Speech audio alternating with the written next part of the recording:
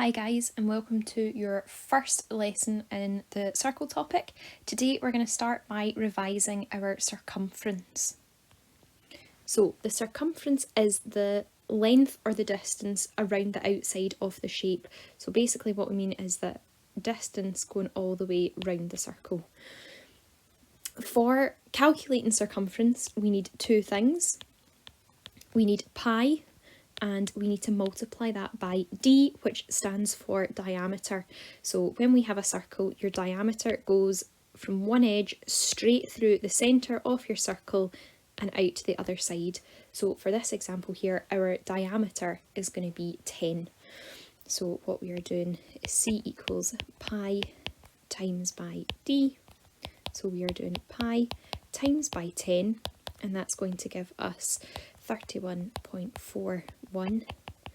We've been asked to calculate it to one decimal place. So the 1 here is telling me to keep the 4 the same. So it's going to be 31.4. Circumference is just a length. So whatever units my diameter is, I'm going to keep for my final answer. So the circumference of that first circle there is 31.4 centimetres to one decimal place. For the second one then, we're going to do exactly the same thing. So c equals pi times by d. It doesn't matter that the diameter is at a slightly different angle. It is still going through the centre of our circle and it is touching both sides.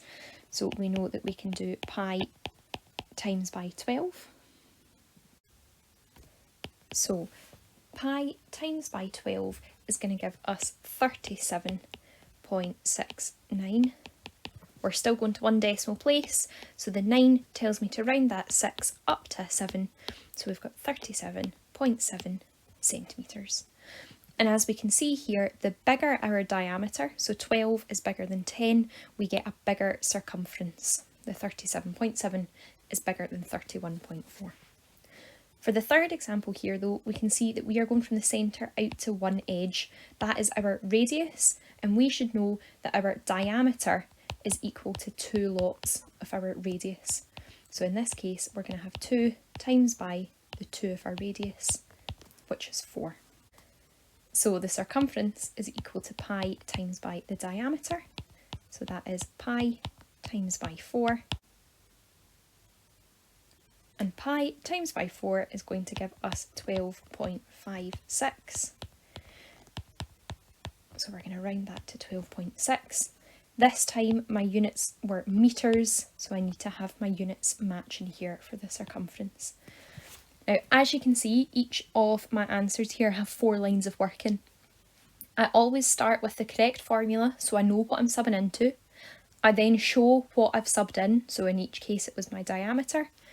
I then show my unrounded answer, because since we are being asked to round specifically to one decimal place, I then want to have a final line showing that I know how to round.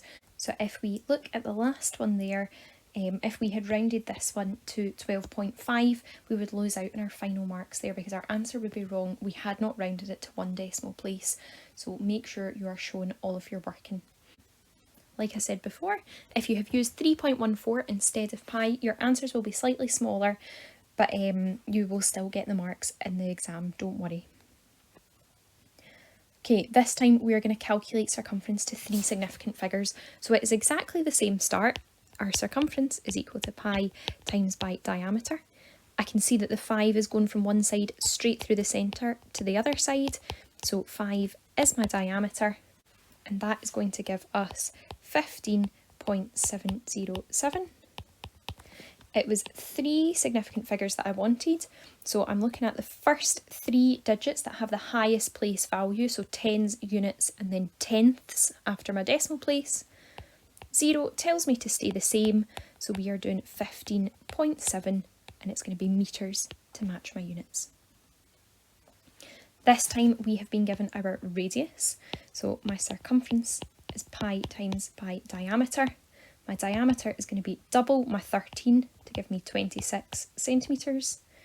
So pi times by 26. That's going to give me 81.681. My 3 highest place values then is the 8, the 1 and the 6. This 8 tells me to round up this time, so I'm going to have 81.7 centimetres as my circumference. Okay, here is the end of section 1 then. We are going to try to calculate the circumference to 1 decimal place, so make sure that you always read the question carefully. You will need a calculator, so make sure you've got one with you to answer these questions. It is up to you if you want to pause the video and try these just now and then resume the rest, or you can keep going with the examples and work through the questions once you've finished everything. So we are going to find the perimeter. So the perimeter is our distance round the outside of a shape. So for our semicircle here, you can see that we have got this curved bit and we also have this flat bit here. So we've got two sort of lines that make up this shape. So the first thing that I am going to do is work out my curved edge. So that is going to be my circumference, which is pi times by the diameter, but this time it's not a full circle. Our semicircle is half a circle, so once I've got that answer, I am going to divide it by 2, or find a half of it. So pi times by 16 in this case, because this would be the centre of my circle. And we can see here that the 16 goes from one edge straight out to the other. So when putting this into my calculator, I would do pi times by 16, and that's going to give me 50.265, and I'm going to just go straight to divide by 2.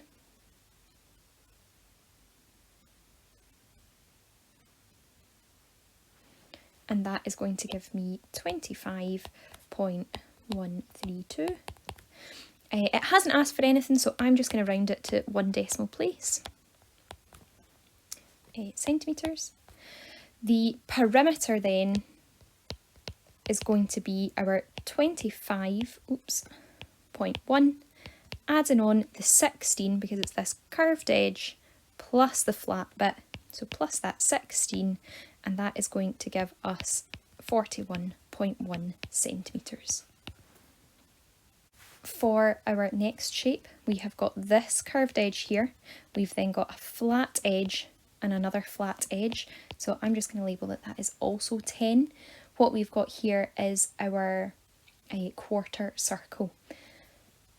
What we should be able to see here is that is going to be our centre. So the 10 goes from the centre out to one edge, and that makes 10 the radius. So for this example, our diameter is actually going to be twice that, so it is 20. Our circumference then is pi times by d, but it is a quarter circle this time, so I'm going to find a quarter, which means to divide it by 4. We're then going to have pi times by 20 and divide that answer by 4. That is going to give us 15.707, and again I'm going to round to 1 decimal place to give us 15.7 centimetres. My perimeter then is going to be my curved edge plus 2 of the 10s because it's the 2 flat sides, and that gives us 35.7 centimetres again. For our final shape then, I have got a semicircle and I have got a rectangle at the bottom. What I need to think though is that I don't need this line that's splitting in half here. If it's the perimeter of my shape, it's this straight line, round the curved edge, down that straight line and along the bottom. So just like we did before, I am going to do like this bit over here. So my circumference then is going to be pi times by my diameter. Well, if it's a rectangle at the bottom, I know that this flat line at the top is also going to be 6. This would be the centre of my full circle, so 6 is my diameter. So I've got pi times by 6. Oh, and because it is a semicircle, we are going to divide by 2. And that is going to give us 9.42 which if I round to 1 decimal place, I'm just going to have 9.4 metres. I've run out of space here, so I'm just going to do my perimeter up the top. So my perimeter then is going to be equal to that 9.4 plus the 3 down this side, plus the 6 along the bottom, and plus the 3 up this side here.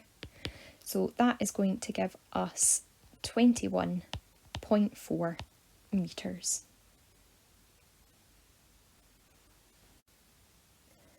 So for questions like this one, it is really important that we read the question fully and we don't just skip into thinking we know what it's asking.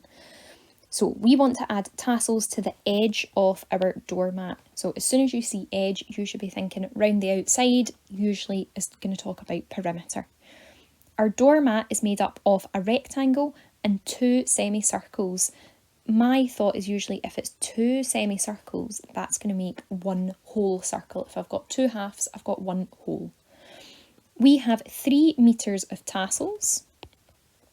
Do we have enough? So basically what we're saying is we are trying to put tassels around the full outside of this shape, and we want to know, will 3 metres cover the full perimeter? It's just a fancy way of asking you to work out the perimeter. So the first thing I'm going to do is think about the circumference of the 2 curved edges. So because it is 2 semicircles, I've got this half of the curved edge here and another half of the curved edge here. Because we know it's a rectangle in the middle, this is also 20. So we would be as well just working out the circumference of a full circle. 20 goes from one edge straight to the other, so I know that I'm doing pi times by 20. And when I put that into my calculator, I get a 62.831, and that is going to be 62.8 centimetres to 1 decimal place. It's not asked for anything specific, although we are comparing it to 3 metres, so I don't need to have too many decimal places there. I would usually always round to at least 1 decimal place, never a whole number unless otherwise you are asked. The perimeter then is going to be our full circumference, because it is the 2 curved edges, plus 2 lots of the 50, because we've got this edge here and this edge here. They are both the same because it's a rectangle, so I need to add on those 2 50s, and that gives us 162.8 centimetres. Now, we are having to compare the perimeter with the 3 metres of tassels. So the next thing I'm thinking is that 3 metres is actually 300 centimetres. We should all know by this point that there are 100 centimetres in 1 full metre. So 3 metres is going to have 300 centimetres. What we can say then is that our 300 centimetres is greater than the 162.8 centimetres of our perimeter. Because we have 3 metres of tassels, that means that we have more than enough, because we only need 162.8. So because 300 is greater than 162.8, you do have enough to cover the edge. So it's really important for questions like this that you are not just saying yes or no. You should always justify your answer, because you'll never get a mark for just a yes or a no. Here we have given a reason, and again, if you can't remember which of the symbols you need for greater than or less than, just write it in words. You won't lose marks. It's always better to have your answer written out as a proper sentence than to worry about which way round the symbols go.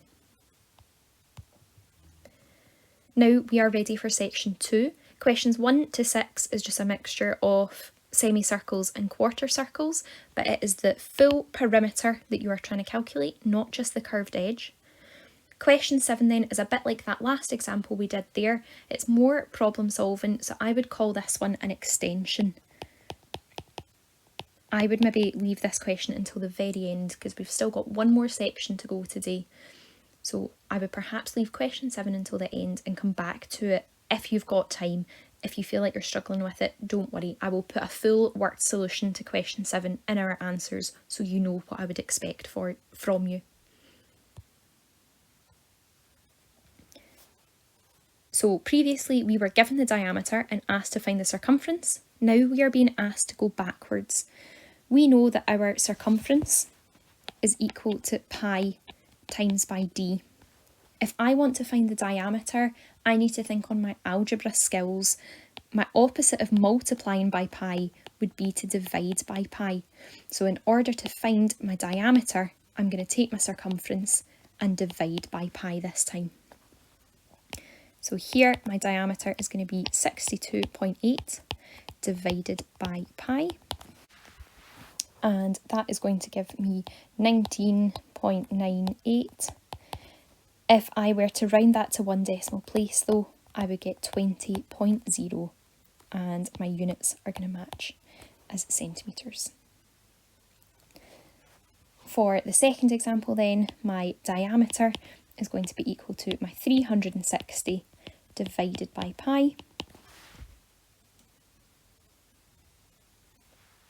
And that gives me 114.59, and to one decimal place then is going to be 114.6 centimetres, again matching the units given in the question. We don't have a formula for radius, but previously what we had worked out was that our diameter was equal to our circumference divided by pi. So 3.14 divided by pi, well pi is 3.14, that is going to give us 1, and it is 1 metre. The other relationship that we know though is that our diameter is made up of 2 lots of our radius, or another way to think about that is that our radius is half of our diameter, which means our diameter divided by 2. So what I can do here to get the radius then is going to be 1 divided by 2, which is 0.5 metres or 50 centimetres, depending on how you wanted to write that. For the diameter of our second circle there, we are going to have 145.6 divided by pi.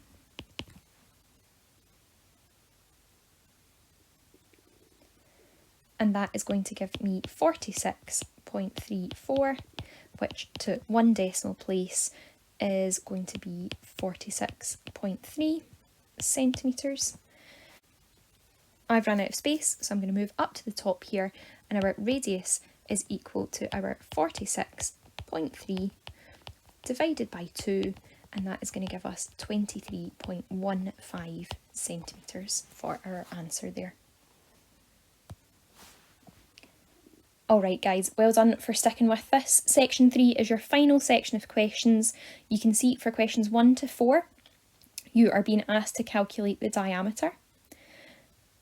Question 4 is a wee bit of a tricky one, so don't worry if we don't get that. I haven't shown you an example on how to answer that. I just wanted to see if we could problem solve our way into calculating that. Questions 5 and 6 are calculating the radius, so make sure we are reading the questions carefully, understanding what's been asked of us, and again, if we are stuck with any of these questions, pop a message in our Teams chat or send me an email and I will get back to you as quick as I can.